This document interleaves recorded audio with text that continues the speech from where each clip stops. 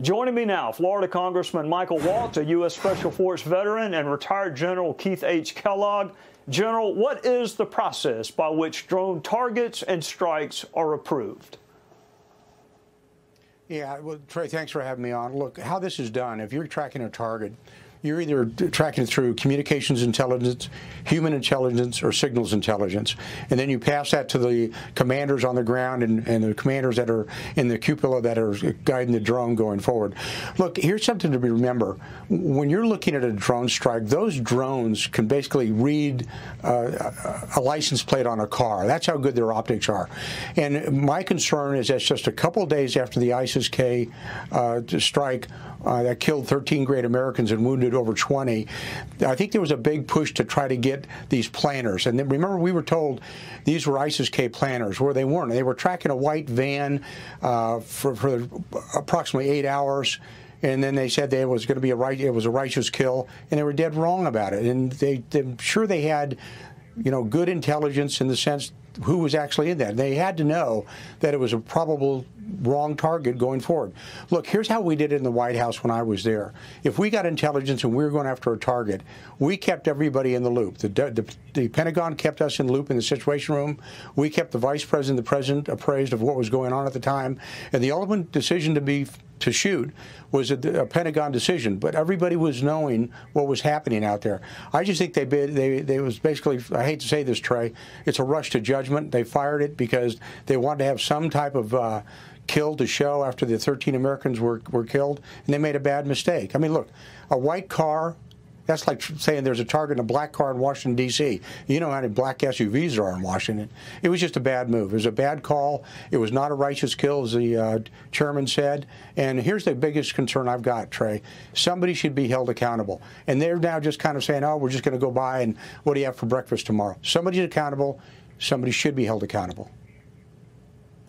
Congressman, it does not appear this over-the-horizon policy of Joe Biden's worked very well for this car full of kids. Look, I know Republicans are in the minority. You're limited in what you can do. But will we ever know how this happened with the Democrats in Congress? Well, we have hearings coming up, Trey, with Chairman Milley, Secretary of Defense Austin, and everyone involved. And here's a couple of things that just don't add up to me. Number one, I want to get to the bottom of the decision when we had to go back in, whether it was briefed to the White House, a course of action to take Bagram Air Base to the north of Kabul. Kabul International Airport is sitting in the middle of a city of 4 million people. It's indefensible. And those Marines that were killed just a few days prior to this bad strike were put in an impossible position to leave the gates open to conduct this evacuation that Biden should have started months forward. But on the other hand, in a teeming city replete with the Taliban and with ISIS suicide bombers.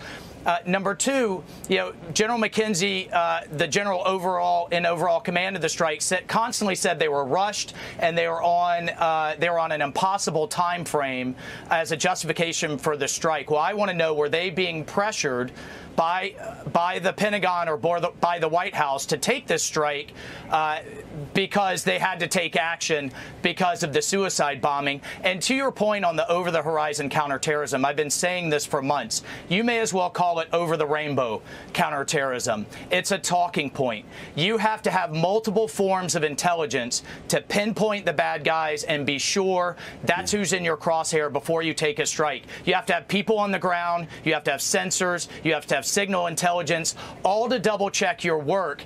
And we don't have any of that anymore. None of that. It's all been pulled out. When we pulled the troops out, the intelligence left, the contractors left, our diplomats left, and now America is a lot less safe. You have no bases in the region, no local allies on the ground, and now you have an army's worth of terrorist equipment for them to hit the United States again. This cancer is going to spread, and it will follow us home, and sending drones from thousands of miles away isn't going to be good enough.